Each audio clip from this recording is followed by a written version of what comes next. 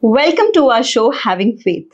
I'm very excited to introduce and welcome our guest for today because वो मेरे भी personal favorite हैं, one of my favorite doctors, and above all, she is a beautiful human, Dr. Kanchi Khurana. Fertility expert हैं ये, treated more than 2,000 infertile couples, 1,800 cases of successful deliveries, expertise in IVF, ICSI, hysteroscopy, blastocyst transfer, egg freezing, sperm freezing and much more. हो सकता है introduction में मेरे से कुछ miss हो गया हो, बट आपको सारी डिटेल्स जो है वो डिस्क्रिप्शन में मिल जाएंगी. आप वहाँ जाके डॉक्टर कांची के बारे में सब कुछ पढ़ सकते हैं. And even if you want to approach her, तो वहाँ से इनके लिंक्स पे जाके इनको अप्रोच भी कर सकते हो. फटाफट से हम अपने गेस्ट को वेलकम करते हैं. Welcome doctor Kanchi. Thank you so much Manvi, thank you so much for having me here. I am so happy and glad कि आप यहाँ पे हो, ताकि हमें एक एक्सपर्ट नॉलेज जो है वो इस फील्ड में मिल सके. एंड फटाफट से हम let's jump into questions. Sure, ठीक है. सबसे पहले ma'am, infertility has become very common. ठीक है. What are the causes? मतलब काफी सारे होंगे I am sure, but you take your time. See, first of all thank you very much for having me here. Infertility के लिए knowledge spread करने के लिए मैं बहुत टाइम से चाहती थी कि मैं कुछ ऐसा करूं जिससे लोगों को पता चले कि क्यों होती है infertility, what are the causes, what are the treatment options. क्योंकि ये एक ऐसा टैबू सब्जेक्ट है और इतना ज़्यादा स्टिग्मा एसोसिएटेड है हमारी सोसाइटी में इसके लिए, दैट पीपल समटाइम्स वो एक शेल में चले जाते हैं. They do not want to come out. I don't know why, but then it is a very difficult subject to deal with that, right. So infertility is very common. जितना हम सोचते हैं उससे भी बहुत ज़्यादा कॉमन है. It is approximately causing, infertility का जो इंसिडेंस है, मतलब कि कितने लोगों को इनफर्टिलिटी है दुनिया में, it is approximately 10 to 15% of the population, which is a very high number. And infertility अब मेल भी कॉज हो सकता है उसका, फीमेल भी कॉज हो सकता है. बहुत बार हमारी सोसाइटी में, स्पेसिफिकली इंडियन सिनारियो में, स्पेशली ये नदर्न रीजन्स में, ऐसा लोग समझते हैं कि इनफर्टिलिटी सिर्फ एक फीमेल की प्रॉब्लम है, बट एक्चुअली में मेल्स भी इक्वली कॉजल फैक्टर हैं उसका. अगर इनफर्टिलिटी 10 से 15% लोगों में है तो उसमें से 50% फीमेल कॉजेज हैं, 50% मेल कॉजेज हैं. So it is equally distributed. Now if I come to cause one by one, क्योंकि अब हमने बात की कि फीमेल भी कॉज हो सकता है, मेल भी कॉज हो सकता है, और जो तीसरा इंपॉर्टेंट फैक्टर है दैट इज अनएक्सप्लेन्ड. उसके बारे में हम अभी लेटर ऑन बात करेंगे. तो सबसे पहले, क्योंकि लोग ये सोचते हैं कि फीमेल पार्टनर सबसे इंपॉर्टेंट कॉज है, तो सबसे पहले फीमेल पार्टनर पे आएंगे. अब जो एक फीमेल है उसके अंदर एक यूट्रस है, 2 फलोपियन ट्यूब्स हैं और 2 ओवरीज हैं, एंड एक ब्रेन है जिससे हार्मोन्स रिलीज हो रहे हैं. तो जो मेजर फैक्टर्स है फीमेल इनफर्टिलिटी को जो कॉज करते हैं, सबसे इंपॉर्टेंट, सबसे बड़ा इस, अगर हम वैसे बेसिक से समझें कि there is a pituitary gland in the female brain जो कि ओवरी को सिग्नल दे रहा है और वहां पर एग्स बनना शुरू होते हैं. Okay, right. एंड एग्स बनता है, बड़ा होता है, एक पर्टिकुलर साइज पे आके वो रप्चर हो जाता है. जब एग रप्चर होता है वो फलोपियन ट्यूब में आ जाता है. उस पॉइंट ऑफ टाइम पे if you are keeping relations, तो semen will fall in the vagina. वहां से स्पर्म्स चल के, एक स्पर्म हमारे फलोपियन ट्यूब में आता है. Egg and sperm will fertilize in the fallopian tube and an embryo will form here. That embryo will grow for 4 to 5 days in the fallopian tube itself. 4 to 5 days के बाद आके वो uterus की wall पे implant होता है. 9-10 months वहाँ पे बड़ा होता है और एक बेबी का फॉर्म लेके बाहर आता है. तो अगर हमें कॉजेज जानने हैं तो हमें ये बेसिक रिप्रोडक्टिव सिस्टम जानना जरूरी है कि भाई अगर मेरे हार्मोन्स में प्रॉब्लम है तो मेरी ओवरी में एग नहीं बनेगा. तो ये सबसे पहला कॉज हुआ. Then secondly is ovary. Ovary में अगर एग नहीं बन रहा है because of the hormonal imbalance, या किसी की कोई सर्जरी हो गई, या कोई बहुत ज़्यादा स्मोकिंग कर रहा है, अल्कोहल इंटेक कर रहा है, ड्रिंकिंग कर रहा है, एक्सेसिव ड्रग यूसेज कर रहा है, या किसी की ओवरी में एंडोमेट्रियोसिस हो गया है, ट्यूबरकुलोसिस हो गया है, मम्स हुआ कभी, या कोई इन्फेक्शन हुआ, उन सब रीजंस की वजह से ओवरी में एग्स नहीं बनेंगे. ये सेकंड कॉज है जिसको हम ओव्यूलेटरी डिसफंक्शन बोलते हैं. Third cause is now the Fallopian tube, क्योंकि फलोपियन ट्यूब में एग और स्पर्म का फर्टिलाइजेशन हो रहा है. तो अगर फलोपियन ट्यूब में प्रॉब्लम है, अब बचपन से तो किसी की भी फलोपियन ट्यूब ऐसे खराब नहीं होती है, obviously there is a problem जिसकी वजह से फलोपियन ट्यूब में प्रॉब्लम होगी। क्यों होगी? कि वो इन्फेक्शन हो सकता है, इन्फेक्शन कुछ भी हो सकता है, ट्यूबरकुलोसिस या सेक्सुअली ट्रांसमिटेड इन्फेक्शंस हैं, they are really common in India. तो उसकी वजह से हमारा ट्यूब डैमेज हो जाता है। फिर किसी को एंडोमेट्रियोसिस है, endometriosis is another big problem. Basic of endometriosis की जो मेंस्ट्रुअल ब्लड हमारा यूजुअली नॉर्मली मेंसेस के फॉर्म में बाहर आ रहा है, वही menstrual blood through the fallopian tubes is going to the ovaries. So what it does is it damages the fallopian tubes, it damages the normal eggs in the ovaries. So this is another important cause. Now अब सबसे third cause है कि uterine factors, uterus में problems. Uterus में आजकल बहुत fibroids हो जाते हैं, बहुत कॉमन है एडिनोमायोसिस, जिसको स्वेलिंग ऑफ यूट्रस बोलते हैं। अब यूट्रस दो पार्ट्स में डिवाइडेड है। वन इज एंडोमेट्रियम, जिसके अंदर बेबी इम्प्लांट होता है, अदर इज मायोमेट्रियम, उसके बाहर वाला हिस्सा जो यूट्रस का सपोर्टिंग फैक्टर है। सो मायोमेट्रियम में फाइब्रॉइड्स होते हैं, एंडोमेट्रियम के अंदर पॉलिप्स हो सकते हैं, उसके अंदर भी छोटे से फाइब्रॉइड्स हो सकते हैं, या कोई कंजेनिटल मालफॉर्मेशंस हो सकते हैं यूट्रस में, जिसकी वजह से इम्प्लांटेशन नहीं होता है।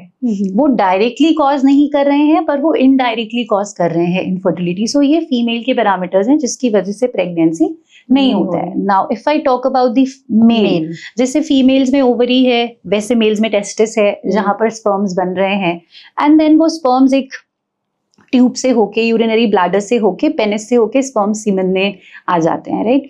अब मेल्स में भी अगर पिट्यूटरी ग्लैंड में प्रॉब्लम है या कोई हार्मोनल इम्बैलेंस है, तो टेस्टिस में स्पर्म्स नहीं बनेंगे।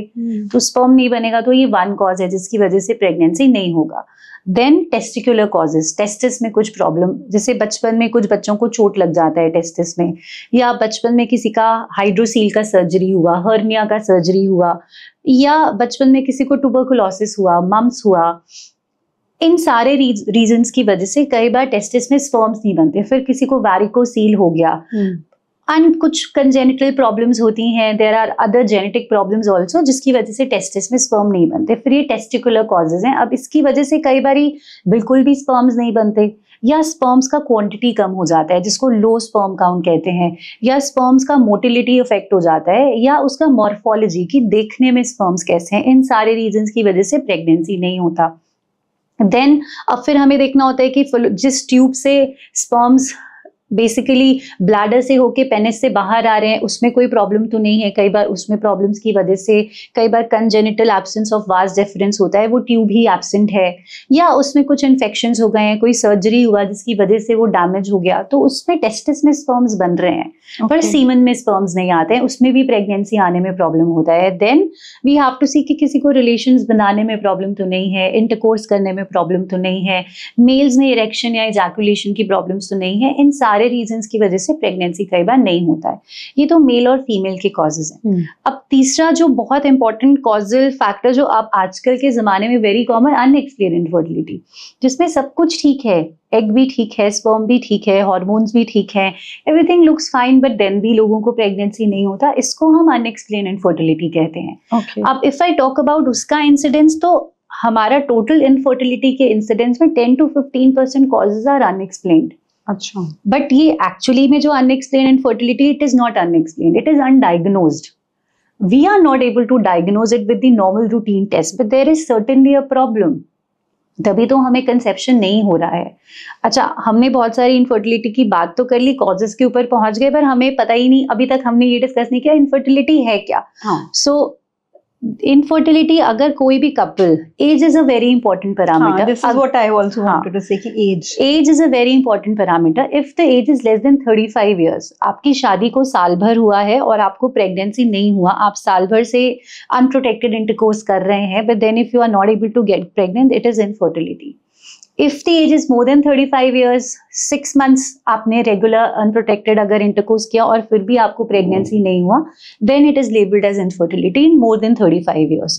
तो कोई भी कपल जिसको ये प्रॉब्लम है या जाने अनजाने में उसको नहीं समझ में आ रहा है, तो they should come up and come to a doctor, come to a fertility specialist and ask कि भाई क्यों नहीं हो रहा है मेरे को pregnancy, what are the causes, and then they can understand and then go about it. बहुत अच्छे से आपने एक्सप्लेन किया। आपकी बातों से मुझे दो चीजें तो बहुत अच्छे से समझ आई जो ऑडियंस को भी आनी चाहिए। एक तो कम अप, आओ बोलो, सोसाइटी प्रेशर, फैमिली प्रेशर या शर्म के मारे कि चलो क्या बात करनी इनफर्टिलिटी के बारे में, हम नहीं कंसीव कर पा रहे, या फिर अकेला फीमेल्स के ऊपर ही आ जाना कि इन्हीं का ही कुछ प्रॉब्लम होगा।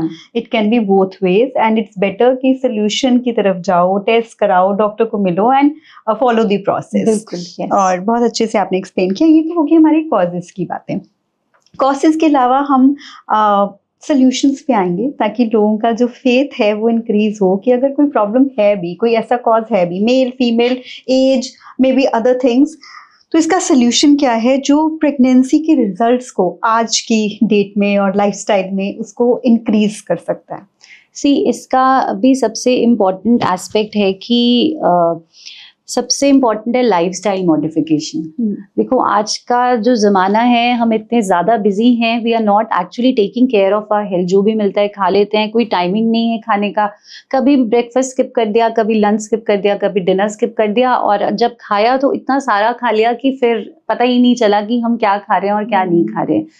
तो सबसे पहले जो मॉनिटर करने का कंसर्न है, जो कि इनफर्टिलिटी को एक्चुअली भी इंक्रीज कर रहा है, वो है हमारा लाइफस्टाइल। आज के ज़माने में इतना ज़्यादा अल्कोहल इंटेक करते हैं बच्चे, स्मोकिंग करते हैं इतनी excessive, and then inadvertent drug use भी बहुत ज़्यादा है। ड्रग अब्यूज़ जिसको बोलेंगे, इस सीजन में स्पेसिफिकली बहुत ज़्यादा है। आपको पता नहीं है पर एक्चुअली में बहुत ज़्यादा है। तो ये सारी रीजंस की वजह से कई बार हमारे एग का क्वालिटी, स्पर्म का क्वालिटी जो है वो बहुत इफेक्ट होता है। तो सबसे इम्पॉर्टेंट चीज़ है कि अपना लाइफस्टाइल मॉडिफाई करो। आप खाना अच्छा खाएं, हेल्दी फूड खाएं, हेल्दी लाइफस्टाइल अपनाएं।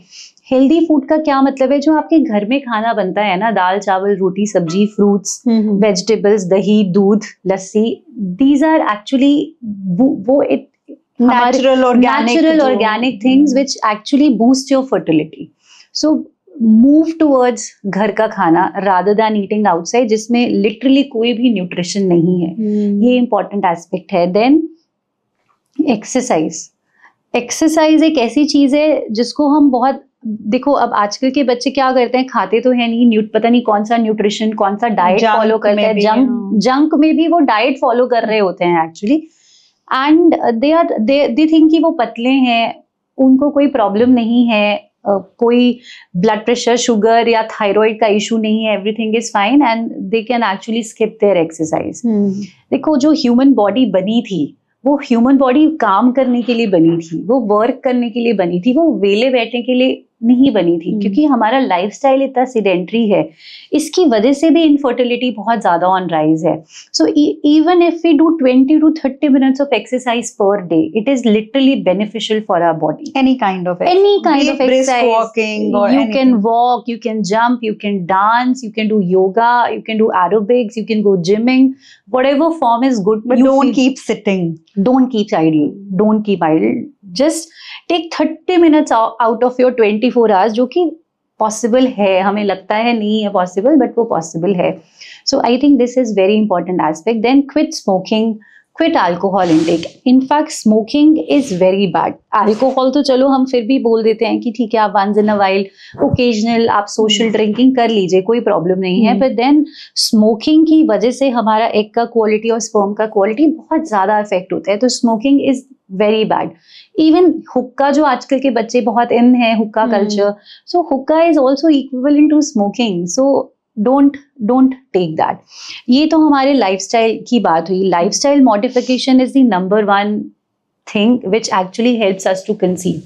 लोग इसकी इंपॉर्टेंस को समझते नहीं है, बहुत निगेट करते हैं। There are so many couples जो सिर्फ लाइफस्टाइल मॉडिफिकेशन से कंसीव हो जाते हैं, उनको कुछ भी करने की जरूरत नहीं पड़ती। तो ये बहुत इंपॉर्टेंट फैक्टर है। देन नंबर 2 इज कि age is a very important criteria. तो do not wait at your home. अगर अब शादी को टाइम हो गया है, साल भर हो गया, इनफैक्ट मैं तो कहती हूँ अगर आप बच्चा प्लान कर रहे हैं एंड शादी को 6-8 महीने भी हुए हैं, तो एक प्री कंसेप्शनल काउंसलिंग के लिए किसी भी नॉर्मल गायनिकोलॉजिस्ट के पास आप जाइए। आप पूछिए कि क्या क्या चीजें हैं जिसके लिए आपको वर्क करना है, और आप टेस्ट कराइए अपने नॉर्मल, एंड देन मतलब you can go ahead with it. So age is a very important factor. If you are more than 30, plan a child for sure. If you are more than 35, तो जरूर plan करो शादी को, चाहे जितना मर्जी time हो। Come up, go to a fertility specialist, go to a gynecologist, whoever you want to go to. Now ये दोनों चीजों के अलावा अब तीसरा वेरी इंपॉर्टेंट फैक्टर जो स्ट्रेस है आज के जमाने में, जो एक्चुअली में मैं जिसके mental बारे में stress. मेंटल स्ट्रेस की जो मैं बात करना चाहती हूँ कि हम एक्चुअली स्ट्रेस क्यों है, क्योंकि हम कुछ कर तो रहे नहीं है, बस हम स्ट्रेस ले रहे हैं कि ये हो नहीं रहा। अब द प्रॉब्लम इज कि हम अब जैसे जैसे हम बड़े हो रहे हैं, हमारे माँ बाप ने ना हमें चीजें सामने सामने लाकर देना शुरू कर दिया। वी आर नॉट, हमें तो कुछ करना पड़ता है नहीं, कुछ Right. मेहनत करनी पड़ती है नहीं। वैसे ही जब फर्टिलिटी की बात आती है तो हमें लगता है ये अपने आप ही हो जाएगा, सबको अपने आप होता है, हमें भी अपने आप हो जाएगा। एंड हम इसके बारे में कंटिन्यूअसली देन सोचना शुरू करते हैं कि भाई मेरे अंदर ऐसी क्या प्रॉब्लम है, मैंने ऐसा क्या किया, मेरे को क्यों नहीं हो रहा है प्रेगनेंसी, जबकि ऐसा कुछ भी नहीं है। देखो, प्रेगनेंसी आना is a probability, it is a chance thing. Chance कि मेरा एग, मेरा स्पर्म, मेरा यूट्रस, मेरे सारे हॉर्मोन्स, मेरी सारी बॉडी अलाइन हो जाएगी, यूनिवर्स भी मेरे साथ अलाइन हो जाएगा और मेरे को प्रेगनेंसी हो जाएगा, जो कि किसी भी नॉर्मल कपल में 3 to 4% है, which is very less actually. So कई बारी सिर्फ वो प्रोबेबिलिटी नहीं राइट हो रही होती है, इसलिए हमें प्रेगनेंसी नहीं हो रहा होता है।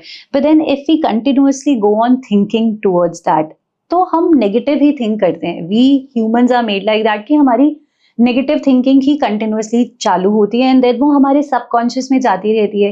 What is subconscious? These are all these are hormones, right? So what it does is, जो स्ट्रेस होता है वो कॉर्टिसोल हार्मोन रिलीज करता है, उससे हमारे जो हाइपोथैलेमस से जो गोनाडोट्रोपिन रिलीजिंग हार्मोन है वो रिलीज नहीं होता।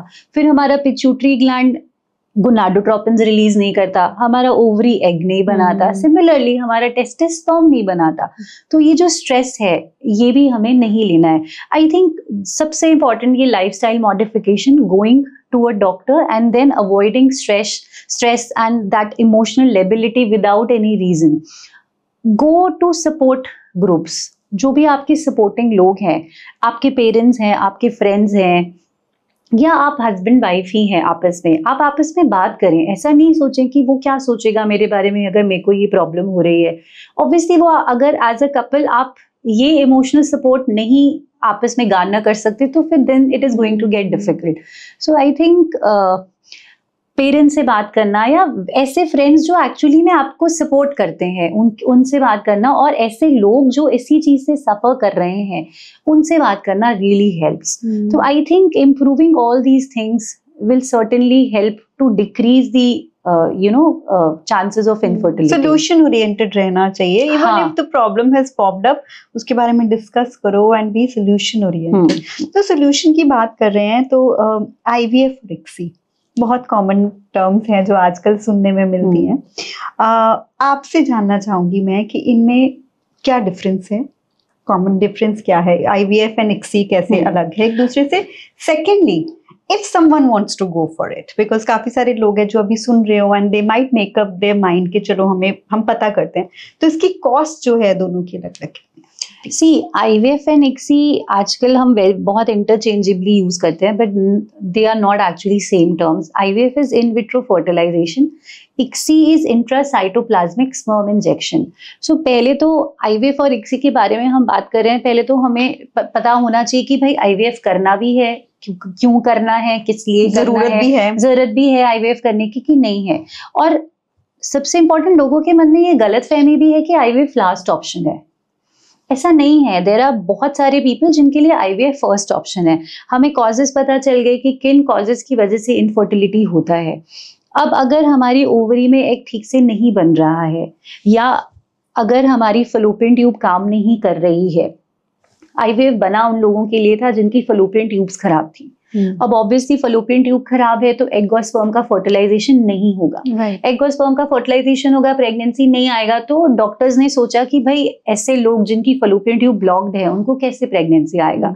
So what they did was they took an egg from the ovary, एक सीमन से स्पर्म लिया, एग और स्पर्म को बाहर फर्टिलाइज किया, एम्ब्रियो बनाया और यूट्रस के अंदर डाल दिया। इस प्रोसेस को बहुत सिंपल वर्ड्स में IVF या टेस्ट ट्यूब बेबी बोलते हैं, राइट? अब कौन से लोग इस टेक्निक का यूज कर सकते हैं? सबसे पहले जिनके ट्यूब्स में प्रॉब्लम है, ऑब्वियसली उनके पास और कोई ऑप्शन नहीं है। फिर ओवरी में एग अगर ठीक से नहीं बन रहा है, सीमन में स्पर्म्स का क्वांटिटी कम है, या सीमन में बिल्कुल भी स्पर्म्स नहीं है, उन सबको आईवीएफ की टेक्निक का यूज करना पड़ता है। और आजकल रेकरेंट अबॉर्शंस बहुत कॉमन हो गए हैं, रेकरेंट प्रेगनेंसी लॉसेस बहुत कॉमन हो गए हैं। तो कई बार इन सिनारियोज में भी हमें आईवीएफ की टेक्नोलॉजी का यूज करना पड़ता है। नाउ ये तो बात हुई IVF is in vitro fertilization, जिसमें एक्चुअली में क्या करते हैं, एक एग हमने रिट्रीव किया, उसको एक कल्चर मीडिया में रखा और उसके अराउंड स्पर्म्स को छोड़ दिया, तो अपने आप स्पर्म आके एग को फर्टिलाइज कर लेगा और एम्ब्रियो फॉर्म कर देगा। बट इसमें होता क्या है कि अब क्योंकि आजकल इतनी सारी प्रॉब्लम्स हैं, हमारा लाइफस्टाइल ऐसा है, हमारा खाना पीना ऐसा है कि हमारा एग और स्पर्म कई बार खुद से फर्टिलाइज नहीं होते। तो इन विट्रो फर्टिलाइजेशन में कई बार फर्टिलाइजेशन फेलियर हो जाता है, या कई बार स्पर्म का क्वालिटी अच्छा नहीं है, स्पर्म का क्वांटिटी बहुत कम है कि भाई मुझे डाउट है कि एग और स्पर्म फर्टिलाइज होंगे कि नहीं होंगे। उस सिचुएशंस में हम इक्सी करते हैं। इक्सी में what we do is we take an egg और उसके अंदर हम एक स्पर्म को इंजेक्ट कर देते हैं। So these terms are used interchangeably now, क्योंकि यूजुअली आजकल हर एक जगह पे इक्सी ही होता है आईवीएफ की जगह पे। आईवीएफ बहुत कम इंडिकेशंस के लिए होता है, जैसे ट्यूबल फैक्टर इनफर्टिलिटी हो, सिर्फ किसी की ट्यूब्स खराब हैं और कोई प्रॉब्लम नहीं है, तो उस सिचुएशन में आप आईवीएफ कर सकते हैं। अदरवाइज मोस्टली कई बार एग खराब होता है, कई बार स्पर्म खराब होता है, उन सिचुएशंस में हमें इक्सी ही करना पड़ता है। अब अगर मैं कॉस्ट की बात करूं तो देखो, आईवीएफ की कॉस्ट, इक्सी की कॉस्ट इज सर्टेनली ज्यादा, ऐसा नहीं है कि बहुत कम है, but then it is around 2 to 2.5 lakh rupees for both of them. For no, मतलब आइदर आईवीएफ और इक्सी, बिकॉज आईवीएफ के इंटरचेंजेबली यूज हो रहा है इक्सी, तो सेम कॉस्ट होता है, उतना ही कॉस्ट है। कोई भी आई डोंट थिंक कोई भी सेंटर या कोई भी हॉस्पिटल सेपरेट कॉस्ट लेता होगा। यूजुअली आजकल मोस्टली हॉस्पिटल में पैकेजेस ही होते हैं, तो वो पैकेज में ही इंक्लूडेड होता है मोस्टली, एंड उनका कॉस्ट कोई भी सेंटर या किसी भी हॉस्पिटल में 2 से 2.5 लाख के बीच में होता है। अब कोई कहता है कि कॉस्ट जो है इससे कम है, तो वो गलत कह रहा है। अब फिर बाद में लेटर ऑन वो आप कान यहाँ से पकड़े या ऐसे करके पकड़े, उससे कोई फर्क नहीं पड़ता। सो क्योंकि इतने पैसे लगने ही लगने हैं, वो टेक्नोलॉजी है, वो महंगी ही आती है, उसका जो कल्चर मीडिया है वो महंगा ही आता है, डॉक्टर इंजेक्शंस दे रहा है वो महंगे आते हैं। तो ये सारी चीजें महंगी हैं, इसलिए इसका कॉस्ट इतना होता है। और जब तक लोग आईवीएफ और इक्सी तक पहुंचते हैं एक्चुअली में, वो तब तक इससे ज्यादा अमाउंट ऑफ मनी खराब कर चुके होते हैं, क्योंकि उनको यही लगता है आईवीएफ लास्ट ऑप्शन है। मैं फिर से बोल रही हूँ, आईवीएफ लास्ट ऑप्शन नहीं है। There are tubal factor infertility के लिए, ओव्यूलेटरी डिसफंक्शंस के लिए कुछ ओव्यूलेटरी डिसफंक्शंस, और अगर लो स्पर्म काउंट है, मोटिलिटी और मॉर्फोलॉजी में प्रॉब्लम है, तो आईवीएफ ही फर्स्ट ऑप्शन है। ओके। एंड मैम, ये तो आपने कॉस्ट का भी बताया और इसके बारे में काफी डिटेल में बताया। चांसेस ऑफ कंसीविंग कितनी ज्यादा बढ़ जाती है ऐसे केसेस में for IVF and ICSI?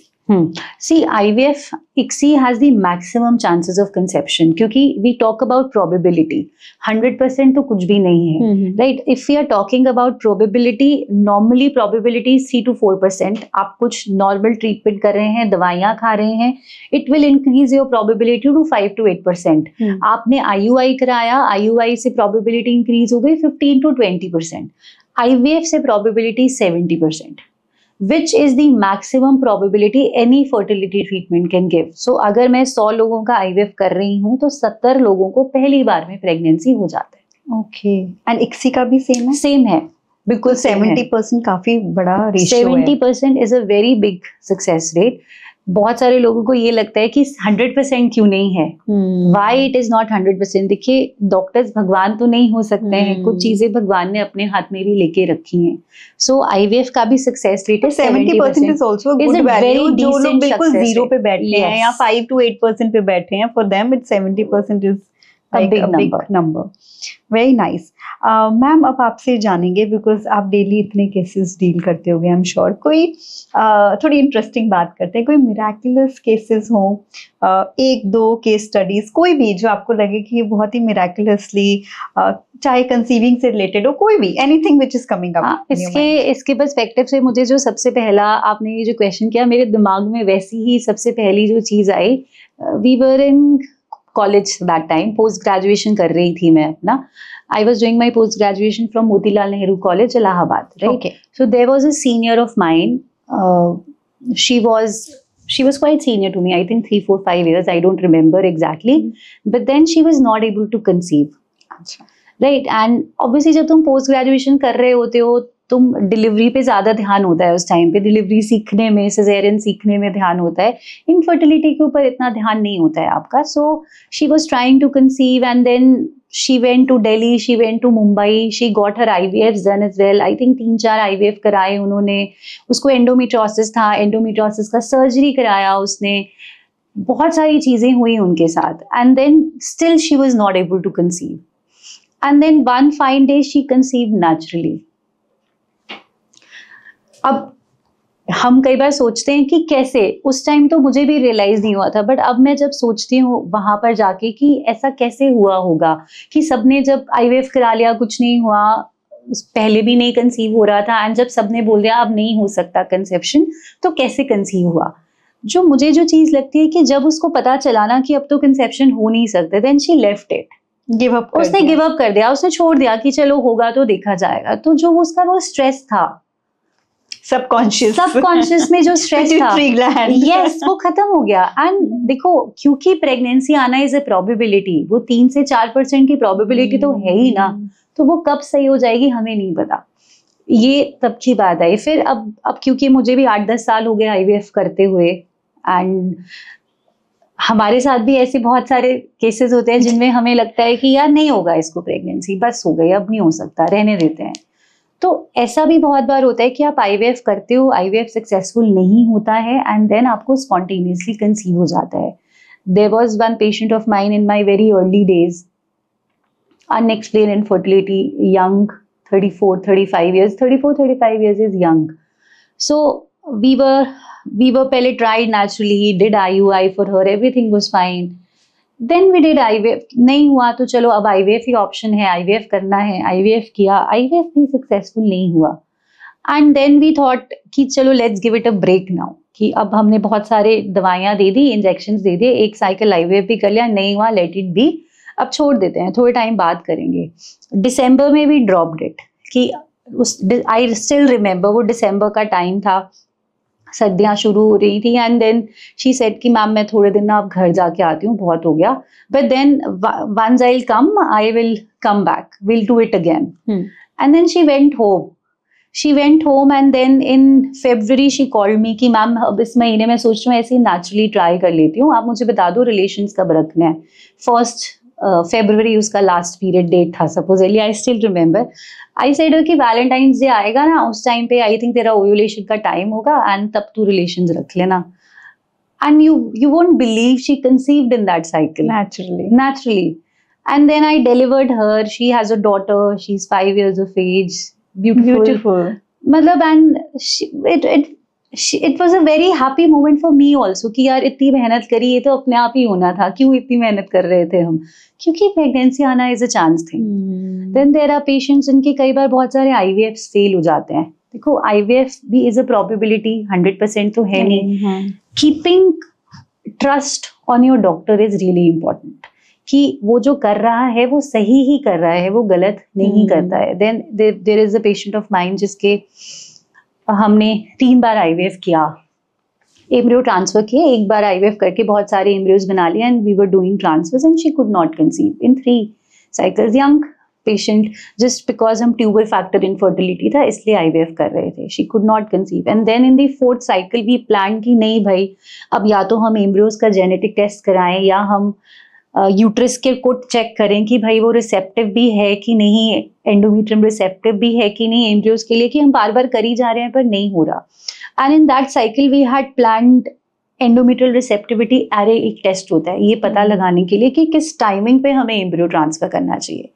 So we were planning ERA in that cycle, and वो ऐसे ही करते हैं जैसे हम एम्ब्रियो ट्रांसफर कर रहे होते हैं.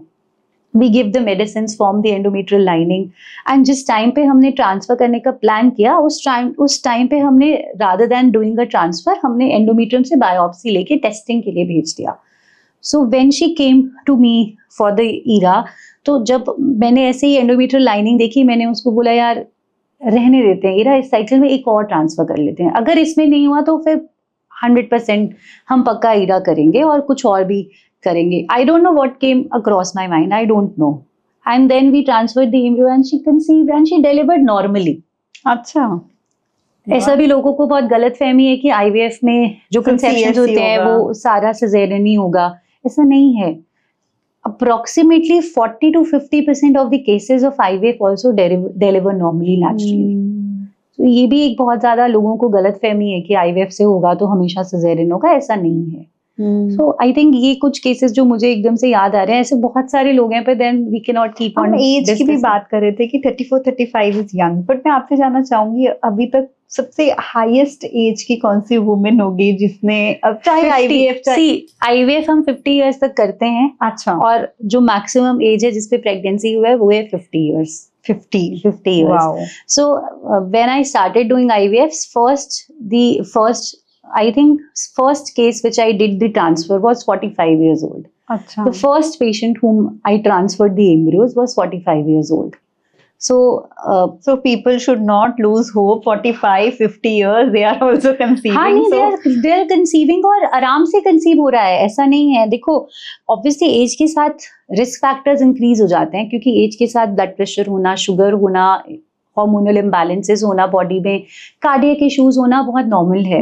बट देन सबसे इम्पोर्टेंट है कि आप चेक करो सारी चीजें. एंड देन देखो प्रेगनेंसी किसी के लिए भी रिस्क फैक्टर हो सकती है, वो यंग लोगों के लिए भी रिस्की हो सकती है, वो इस एज के लिए भी रिस्की हो सकती है. But then hope is one thing which we can not lose and which keeps us going also. So and faith is another thing which we have to keep in God, कि भाई होना चाहिए pregnancy, क्योंकि IVF एक ऐसी technology है, it is really helping a lot and lot of couples. Basically मैंने पूछना ही था, but by the end of the show पूछना था अभी भी, अब क्योंकि हम फेथ की बात ही कर रहे हैं कि how important is faith. Faith सिर्फ इस चीज में नहीं कि हम ये डॉक्टर के पास जा रहे हैं, ये सेंटर में जा रहे हैं, या हम ये पैकेज ले रहे हैं, इसका क्या बनेगा, या फिर मेडिसिन पे फेथ. तो उस पूरी जर्नी पे भी फेथ होना चाहिए, because again it affects your subconscious mind, your pituitary gland, your ovaries, your hormones, everything. So faith is very very important in everything you do. But of course अगर हम ये टॉपिक उठा रहे हैं इसमें तो बहुत ही जरूरी है, बिकॉज ओवरऑल मेंटल स्ट्रेस को भी ये रखता है. ये तो हुई केस स्टडीज. इसी के साथ फीमेल्स के कुछ बेसिक क्वेश्चंस होते हैं जो मैं पूछना चाहूंगी. If they are planning to conceive, हो सकता है वो साइकिल में वो ट्राई कर रहे हों, या फिर दे हैव कंसीव्ड. आजकल बहुत कॉमन है ये जो एक्रेलिक नेल्स होते हैं, everybody is very use to it and अच्छे भी लगते हैं, पर उसमें वो कुछ जेल्स यूज होती हैं, then they put it in that UV machine. बहुत लोगों को सोना बाथ, स्टीम बाथ का बहुत शौक होता है. अब आगे आगे जैसे विंटर्स आ रही हैं, योगा ऑफ कोर्स आजकल तो प्रेगनेंसी योगा भी आता है, बट उसमें भी बेंडिंग कितनी होनी, ये सब अलाउड होता है क्या? सी एक्रिलिक नेल्स ऐसा नहीं है कि नहीं अलाउड होता, but then acrylic nails should be done in a fully ventilated room. जो होल प्रॉब्लम इज कि जो प्रोडक्ट्स होते हैं ना, उनके फ्यूम्स होते हैं. तो जो उसके फ्यूम्स होते हैं, अगर आप वेल वेंटिलेटेड रूम में कर रहे हो तो वो प्रॉब्लमैटिक नहीं है. पर अगर आप बंद कमरे में बहुत छोटी सी डिंजी सी प्लेस में कर रहे हो तो then it might be dangerous. Acrylic nails are allowed but in moderation. Obviously बार बार नहीं करो. Once in a while is okay, not a problem. First trimester में हम यूजुअली उनको अवॉइड करने को बोलते हैं. जैसे अब ये क्वेश्चन जो आप पूछ रहे हो, ये बहुत कॉमनली आस्क्ड क्वेश्चंस है, क्योंकि ओपीडी में सारे, अब fashion is important, beauty is important, तो बच्चे पूछते हैं ये क्वेश्चंस. तो हम उनको भी यही सलाह देते हैं कि भाई प्रेगनेंसी ट्राई कर रहे हो तो कराने में कोई प्रॉब्लम नहीं है. फ्यूम से एग और स्पर्म को बहुत ज्यादा कोई फर्क नहीं पड़ने वाला है. But then if you are pregnant, first trimester में अवॉइड, सेकेंड और थर्ड में you can once in a while, not an issue. So but not every time, बार बार नहीं करना. स्टीम और सोना बाथ नहीं, ओके, बिल्कुल भी नहीं. इवन अगर आप ट्राई कर रहे हैं, नहीं, अगर आप ट्राई भी कर रहे हैं तो भी नहीं, आप प्रेग्नेंट भी हैं तो भी नहीं. क्यों? क्योंकि ये जो हाई टेम्परेचर होता है स्टीम और सोना में, ये हमारे एग और स्पर्म क्वालिटी को खराब करता है. राइट. एंड देन अगर आप प्रेग्नेंट भी हो गए हो तो ये एम्ब्रियो को भी खराब कर सकता है. देन कई बार ना बर्न्स होने का बहुत ज़्यादा चांस होता है, वो हम रियलाइज़ नहीं करते बट कई बार वो बर्न्स भी हो जाते हैं। प्रेगनेंसी में आपको फिर सेकेंडरी इन्फेक्शन होगा, कोई प्रॉब्लम होगा, सो अवॉइड स्टीम और सोना बाथ हम बिल्कुल ही अवॉइड करने को और बोलते जो हैं। नॉर्मल जैसे ल्यूकवार्म शावर लेना हो, that's okay, lukewarm shower is fine, not because a किसी को प्रॉब्लम। कोल्ड हो जाए या जैसे किसी को विंटर्स में अब बिल्कुल ठंडे पानी से नहीं नहा सकते, वो चल सकता वो चलता है, वो चलता है नहाने के लिए extreme नहीं। एक्सट्रीम, क्योंकि स्टीम और सोना बहुत एक्सट्रीमली बहुत गर्म होते हैं वो, है। So they are not good for egg and sperm. Okay, and yoga? Yoga, Workout? देखो yoga and workout is allowed, right? Yoga, but then it has to be a pregnancy friendly yoga. जब आप pregnancy के लिए try कर रहे हो उस point of time पे आप कोई भी फॉर्म ऑफ एक्सरसाइज कर सकते हो। देखो अब नॉर्मली जब लोगों को प्रेगनेंसी हो रहा होता है तो आपको नहीं पता होता वो कब हो रहा होता है, वो डांस भी कर रहे होते हैं, वो मैचेस भी खेल रहे होते हैं एंड वो सब कुछ कर रहे होते हैं, वो कई बार अल्कोहल इंटेक भी कर रहे होते हैं और सब कुछ कर रहे होते हैं। सो एक्सरसाइज कभी भी इनफर्टिलिटी वालों के लिए कभी भी प्रोहिबिटेड नहीं है, you can always do exercise. Now हाँ, अगर आपने एम्ब्रियो ट्रांसफर करवाया है या आप अर्ली प्रेगनेंसी में हो आपकी, आप जितना मर्जी वॉक करो, आपको कोई मनाही नहीं है वॉक करने के लिए। Little bit of exercise also, normal yoga, stretching, breathing exercises, they are also allowed.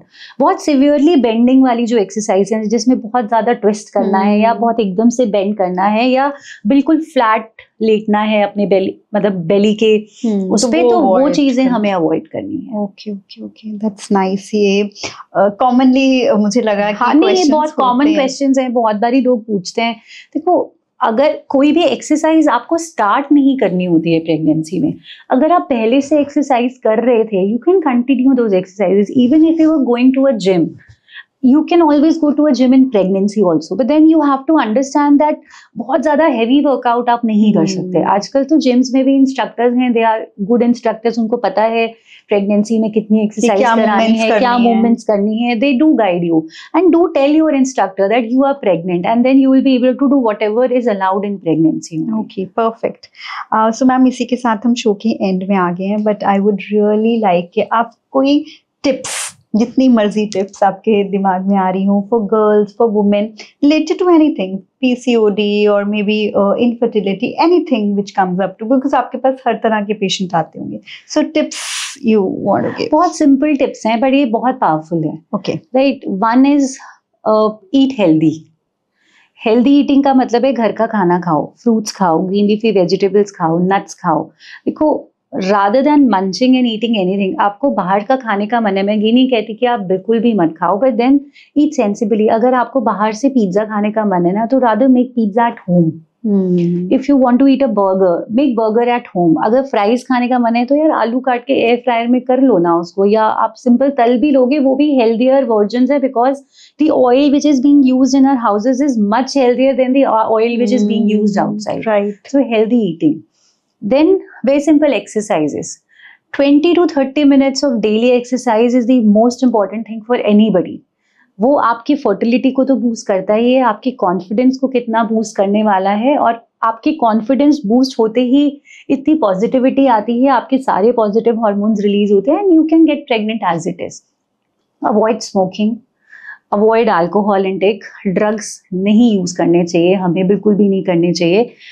जल्दी से जल्दी डॉक्टर के पास जाइए, और जाइए, आप शर्माइए मत। आप यंग हैं, आप कितनी भी एज के हैं, आपको प्रॉब्लम है, आप जाइए डॉक्टर के पास, उनसे पूछिए, फिर बात करिए। आजकल के ज़माने में हम सारा टाइम फोन्स पे लगे रहते हैं, लैपटॉप पे लगे रहते हैं, आईपैड्स पे लगे रहते हैं, हम आपस में जो जेन्युइन ह्यूमन कनेक्शन है वो लूज कर रहे हैं। So talking is really important, क्योंकि वो आपकी साइकोलॉजिकली स्ट्रेस को बहुत कीप अवे रखता है। टॉक इट आउट करने से काउंसलिंग होती है आपकी। एग्जैक्टली, आपको घर वालों से नहीं बात करनी है, आपको फ्रेंड से नहीं बात करनी है, आप, there are so many psychologists out there, आप उनके पास जाके बात करिए। देखो, और हम जब सोचते ज्यादा हैं कि वो हमें जज करेगा सामने वाला बंदा, एक्चुअली उसको भी इतना प्रॉब्लम है, वो आपको क्यों जज करेगा? उसके पास खुद की इतनी सारी प्रॉब्लम्स हैं कि वो खुद को ही जज कर लेगा, आपको नहीं करेगा। So talk it out, talk it to anybody. Stress को कम करने के लिए ये सारी चीजें हेल्प करती हैं। अब स्ट्रेस को कम करने के लिए लिसन टू म्यूजिक, या कोई भी आपका हॉबी है, जर्नलिंग रियली हेल्प्स। कि आपके दिमाग में कुछ चल रहा है, आप किसी से बात नहीं कर पा रहे हो, तो write it in a diary, write it out. Writing is as similar to talking to anyone.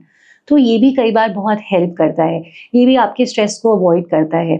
बच्चों से मिलो, बूढ़ों से मिलो, ऐसे लोगों से जो आपके एज के नहीं है, जो डिफरेंट उसमें है, एज ग्रुप्स में है, आपका वो भी स्ट्रेस आउट वो करने में हेल्प करेंगे. घर से बाहर निकलो, पार्क में चले जाओ, आप किसी कॉफी शॉप में जाके बैठ जाओ, आप लोगों को देखो, आपका स्ट्रेस वैसे ही कम हो जाता है.